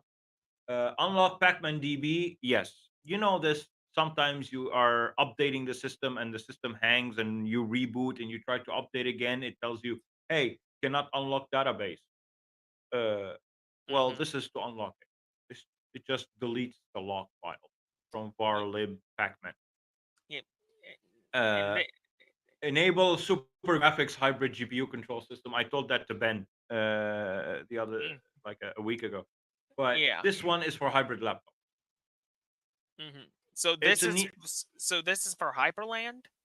No, hybrid Hybrid. GPU. Oh, Hybrid okay. GPU means dual GPU systems, like an integrated GPU and a dedicated GPU. So this Oh, is a okay. way for you to be able to switch between them or use hybrid mode. Like Uh, basically, basically Ben's case with him yeah, having an and Nvidia, Optimus. Yeah, the Optimus, which is a yeah. hybrid between Nvidia and Intel. And that tool was created by the Optimus guy. Okay. The Asus ROG. I mean, the Asus Linux guys. Asus Linux guys. Mm-hmm. TKG kernel NVIDIA scripts. I don't recommend anyone select that option. I included it for the people who, like me, like to tinker. But if you click it, select option 7 and see what's it gonna say. Because it contains a cuss word for advanced users, tinkerers who like to fuck around and find out. No support whatsoever will be provided by us. Keeping them up to date is up to you, the user. Freedom of choice comes with great responsibility. It is Arch, after all, where knowledge is a superpower. That's so true. Yeah. It's only for the people who know what they're doing. Because, okay, Mm-hmm. TKG is a French dude who is awesome. I love him to death, but it's for people like me who like to Mm-hmm. tinker. And so basically, it allows you to build a kernel customized, tailored to your specific hardware. Okay. And it includes patches, and it even prompts you what patches you want to include. It doesn't include the patches. It asks you what patches. Those are the available patches. Which ones do you want to include? So So basically, what you're saying is with the kernel script here, I could make a kernel specific to my hardware. Is that yes, correct? yes, yes. And their patches are amazing patches for gaming and latency, especially when you're playing competitive games and you want the latency to be the most minimal, uh, Mm-hmm. especially for NVIDIA guys. Combine the DKG kernel for your hardware plus the NVIDIA All, which is right underneath it, TKG NVIDIA All script. It Mm-hmm. allows you to build customized, not tailored to your hardware, but it's uh, better versions of the vanilla NVIDIA driver. So Okay. combine those two TKG kernel plus TKG NVIDIA drivers together, you got magic. Very interesting. And the Very. NVIDIA TKG script allows you to build any driver you want, as low as far back as 396. Interesting. Yeah. So Okay, so to exit out of here, it just says you just just close close. the window. Click troubleshooting again to go back to it because there's two options Okay, more. there Uh, we go.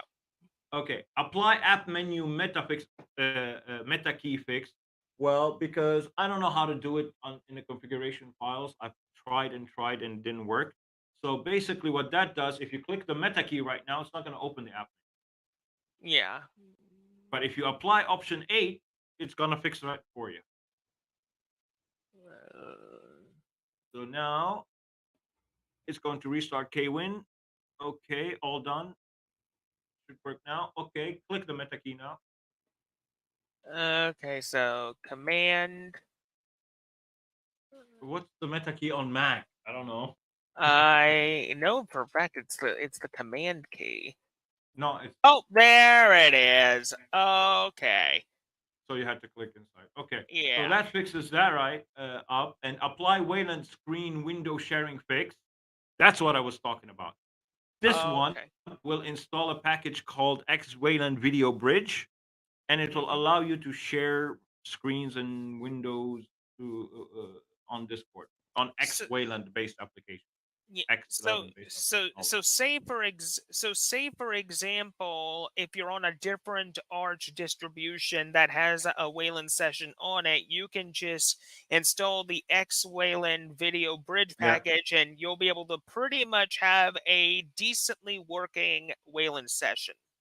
No, it allows you to share screens and windows in X11 based applications on Wayland. So it's called X Wayland. Oh, So okay. let's say for example you open Discord. Discord is an X11 application, not Mm-hmm. a Wayland application. Uh, Okay. so you want to share your monitor, you want to your screen, or you want to share a window. Mm-hmm. On Wayland, without this, it doesn't work. It just gives a black screen. Yeah, I've encountered that black screen, I believe, before. Yeah, it just shares a black screen. So if you share your monitor with me on Discord, I will see a black screen. I won't see your screen. So, Okay. but Zero Linux includes it by default now. No, it includes it by Nice. default. This is for people who had an older installation of Zero Linux that don't have it, but you Okay. already have it. So Mm-hmm. when you install this ISO, but Yeah. this is for people who are on older installs of Zero Linux who want that option. They click that and it will install it right for them, and they can share whatever they want on X11 if they want to use Wayland. That is, but Okay. There- so Oh, well, that's well, well. All I gotta say is you guys have a very good tool here. well, you guys. I'm the only one. And the Okay. last Uh, thing, install applications if you want to look at it. I know it's taken a while, uh, but this is just an app okay. installer. It's a list of curated applications by me. Okay. Let's You just click the have a arrow, you select whatever you want to install, and it installs. Okay, so we got kernel. Oh, Android app support. Not bad. Yeah, I do have an Android phone and an iPhone, so What we got here? Oh, looky here. yeah, Nice. Spotify with ad blocker. Val, that sounds awesome. yeah, Benchmarking, not bad. Backup tools. Time shift is my favorite. I like time yeah. shift. But be careful. There's a Btrfs time shift and there's a regular time. Yeah. Browsers: Mercury, You, Forium, Opera, NetSurf, Vivaldi, and WhatsApp Manager. Not the bad. web app manager, but yeah, ChatGPT tools. Chip Some people requested them, so I added them. and development tools. Nice. Let me just go down a little bit just so I can see this better. There we go. Okay, Belina, Etcher, and Menstick and Ventoy, my free favorite applications. Love Ventoy to death. I recommend Ventoy to anybody. Say if you want to store a whole bunch of ISOs to either test on bare metal or to just store them in general, Ventoy is best for that. Yeah. You can make a Ventoy into a USB, yes, but my recommendation to anybody new to Ventoy, use an SSD. You will never go Oh wrong. boy, you're thinking just like me. Mm. Yeah, I actually have my Ventoy on the other side of my room. It's a 500 gigabyte SSD. I have loads of ISOs in there. Yeah, I have a 120 Uh, gig because I don't put a lot of ISOs. yeah. But Uh, Whoa USB, very interesting tool to make Windows ISOs. Though over the years, it's gotten unmaintained. Yeah, it's unmaintained. If you need to make Windows ISOs, my personal recommendation, it's better to make a Windows ISO on Windows. Just use yeah, the Rufus application. You're good to go. 100%. Okay, next one. Downloaders and cloud. Oh, Deluge, Track menus. NitroShare, Free download Fragment. manager is my favorite download manager tool because my connection is the shittiest connection in the world. So I need download managers. Like today, I Mm-hmm. downloaded Oppenheimer in 4K, 85 gig. Uh-huh. If it weren't for that free download manager, I wouldn't have been able to download it. Yeah, well, I've also seen a couple popular YouTubers actually review this app. It's a very good app. Yeah, it is, and it's been around for Let's years. see. Kmail and Bluemail, decent email clients. Gaming stuff, Steam, Mango HUD, Cloverlay, Game Mode, very Those are for, nice. the game mode is for the people who know what it is. I don't use it. Frame Shot, best image editing, best screenshot tool I've ever used. It's pretty much like that one app that Windows has. It's called Green Shot. It's a little bit like this. They're actually Yeah, both similar. yeah, very. Internet social, you got IRC, you got Mastodon, And you'll see why in a bit. I don't have so many in here because they're mostly frat packs. LibreOffice or FreeOffice, whichever one you prefer. Package And managers, oh my heavens. you got the Amethyst AUR helper. You got App Image Launcher, The- Aura. Okay, this Dis- DT will discover, love. yeah, No, dis, DT will love dis, me saying this word. Bye. oh my. Yeah. Discover, Kakailu, Octopi, Pamek No Snap, Paru. Paru is amazing. It's a fork of Yay. It's amazing. Yeah, but Xerolinux already includes Yay, so whatever. True, It's true. for people who prefer Peru. But the thing is, Yay is still good. Okay, so we got pass and in pass. I believe pass. I believe this is actually the key pass XC, isn't it? I think so. Yeah, I think I so. don't remember. I put But it so long ago. yeah, KPass XC, for those who don't know, it's my favorite way to store passwords online. The worst thing you all can do is save your passwords in a browser, because what happens if there's a data breach or something? Yeah, You're screwed. yeah. I use self-hosted Bitwarden on my own VPS. Mm-hmm. Power management. So we got CPU stuff, System Uh, 76. Oh, this is for System 76 machines. well, it works on anything, but I need to remove that because Mm-hmm. it's not yet updated to be Rust. Yeah. Now we go to remote desktop. So we have real VNC server, team viewer, no machine barrier, any disk. Good choices. Then we go to Rising. So Consave, Variety, Wallpaper Engine plugin, and Xsaver. Now we got screen utilities. So we got Albert, Caffeine. In my opinion, folks, if you're using like GNOME or Budgie, Caffeine is your best friend, because you do not want the screen to just blink out on you. Exactly, especially when you're doing some work. exactly. Core control, Corsair drivers, Corsair CPU, driver. Corsair drivers are Corsair. for the Corsair keyboards and mice. Mm-hmm. Oh man, there's a lot of stuff. There's Yeah, they're all uh, curated by me and not tested by me. I just mm-hmm, curated them because either some people requested them or I mm-hmm. was like, they might be useful to someone. Yep. And then you got wine on here, which Yeah, that's a meta package. That's it's a a meta meta package. It it's will a install meta pack. everything. Exactly.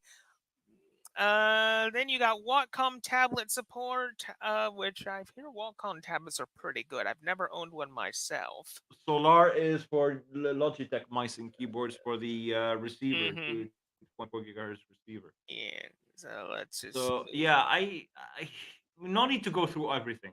It's gonna No. take forever. Yeah, But you exactly. get click on Flatpak before you go. Click on the Flatpak button at Right the here. top. Yeah. Click on browsers and socials. For example, browsers.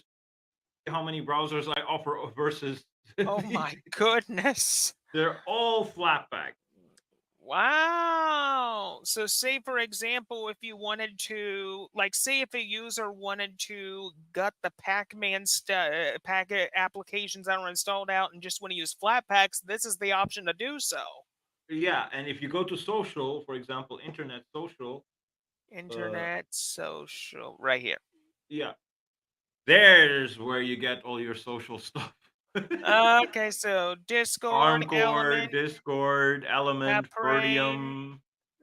Very good. Very good. They're all because I am a people. People talk shit about flatpaks these days, but you gotta understand with all these various package managers or formats that we have. Mhm. I prefer flatpaks. Why? Because they're universal. They work on any distro like. If I wanted to use, uh, let's say something that's available as a flatpak, uh, Mhm. I don't have to go hunt uh, uh, for the application on said distro's repositories. And let's say I'm on Debian and I don't find it on the Debian repositories. Why? Mhm. Because Debian decided not to ship it. Uh, Well, with and not just that. Besides Flatpaks being universal, almost every single almost every single flat pack is free and open source software. While there are some proprietary ones, yes, most flat packs are false. Yes, and not only that, they're kind of portable with air Hmm. quotes, because their settings are portable. Like Exactly. I have 5 different desktops because I don't sell the old ones. I keep accumulating new ones. But I keep fresh installing Xerolinux on some of them. So instead of having to reconfigure my applications, I just save my the data from the Flatpaks. There, it's in the user's home directory .var app. Just create a Hmm. backup of .var, throw it on the new computer, install the Flatpak, launch it. You pick up where you left off. You don't have to Exactly. reconfigure everything, anything, whatever. There are some applications I don't recommend as Flatpaks, like Steam, Mm. because of the Flatpak permission thing. If you're Yeah. not a tinkerer and you don't understand how permissions work, don't use Steam as a Flatpak. But most Hmm. most Flatpaks are good. And I'm using 180 plus Flatpaks on my system, and Okay. okay, they use up a lot of memory, but I have a 1 terabyte boot drive, so I That. never ran out of storage on that, even with the 180 Flatpak. Uh, Hmm. so they do But use a lot of memory, but you got to think about it's a hard word for me to pronounce. exactly. Containerization of of the apps. You have to think about the portability of their configurations. You have to think, Hmm. and the fact that they are universal.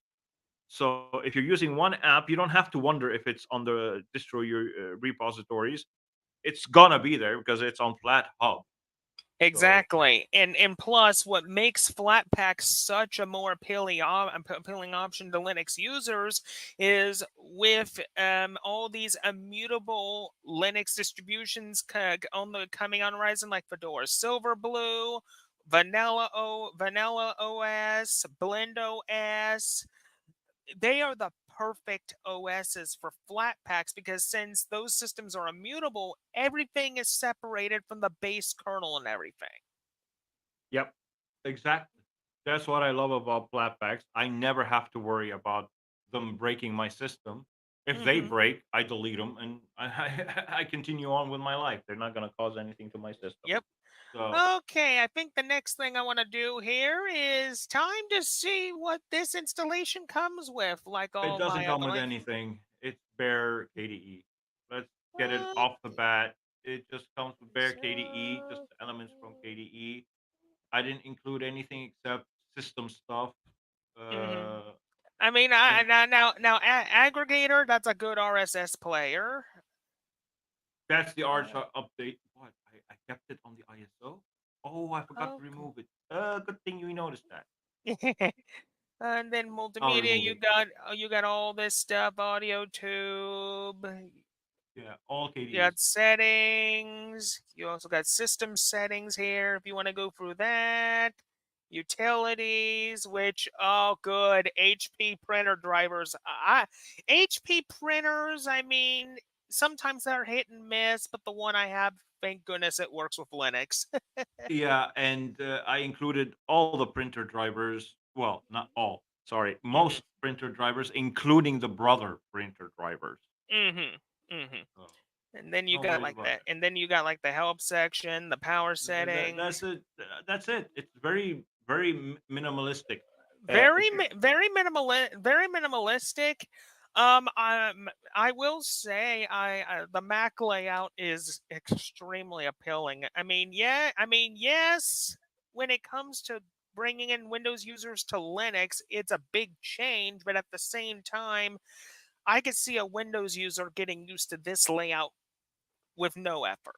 Yeah, exactly. And the whole point of Xerolinux, because I have to leave because it's 1 a.m. Uh, Mhm. but the whole idea behind Xerolinux is to Mhm. make it look good, optimize KDE as much as we could. Because come on, let's face it, KDE stock KDE, you will have to tweak the shit out of it to get it where you want it to be and to get it as performant Mhm. as it can be. We did that Exactly. for you.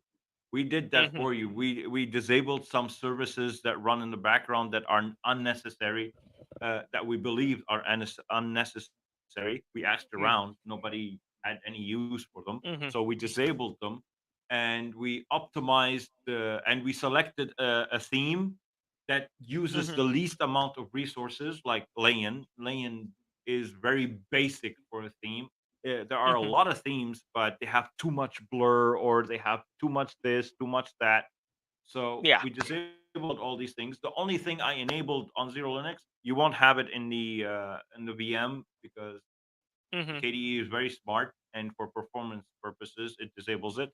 It's wobbly windows because Oh yeah, it's that's a requested feature for plenty of distros. yes, it's not KDE without wobbly windows. So I included wobbly windows. That's the only and the blur, of course, because it's not KDE without a blur. But other than that, I didn't do anything that would break people's systems.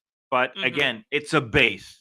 We don't force anything on the users. We will never force anything on the user. Well, except the look, because we need to have a look, but Mhm. we will never force anything on the user. Because and when people start requesting like stuff, why don't you include 6 different browsers, why don't you include, no, those kind of requests we will not take. We will take requests that are beneficial not to the one but to the many in Star Trek terms. Exactly. I So completely agree with that. so if it's useful for the many, okay, we're gonna include on Zero Linux. But if it's Mhm. only useful to you, then build your own version of Zero Linux and include that thing that you want to Mm. include on Zero Linux. The code is Well, on GitHub. It's easy to mhm. build. So Well, I must say, you have a wonderful distro here. I'm seeing a lot of progress with this project. I look forward to how Zero Linux evolves in 2024. yeah, I will link in the description bar below, folks, Zero Linux's website, so you can check him out, support him as much as you can. yep. And in my honest opinion, my first top 5 Linux distro for the masses for 2024 is definitely this, because I could see this for a Windows user coming into Linux. This would be an amazing, smooth transition. As long as they have strong enough hardware, because Exactly. again, KDE is not for the potato Mm-hmm. laptops. If you have like 2 gigs of RAM or 3 gigs of RAM, Mm-hmm. recommended to use XFCE. Don't use Yeah. K- Yeah. and I'm not the kind of person. I'm a very honest person. I'm never going to recommend Zero Linux to everyone. Mm-mm. I say it on my website. It's not for everyone. It's based on Arch. Mm-hmm. Uh, Arch needs the user to be self-reliant, or at least have the will to become self-reliant and not to rely on the distro maintainer to hold their hand. Mm-hmm. So you have to learn how to, or at least know how to fix issues on your own, because Exact. especially with a rolling release like Arch Linux that will push updates as soon as they hit get upstream. Sometimes, like we saw it with Grub last year, where they pushed an update and it broke everybody's systems, where everybody couldn't, no one was able to boot into their system. It was booting into the BIOS, Mm-hmm. uh, because Arch decided, for whatever reason, to start pushing commit based updates to Grub. So Yep.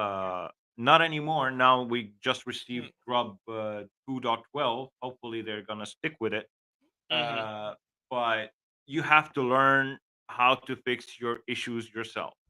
Uh, uh, Exactly. I mean, when it comes to people coming to Arch for the very first time, you first have to learn to install Arch the Arch way, make it how you want your yep. computer to be.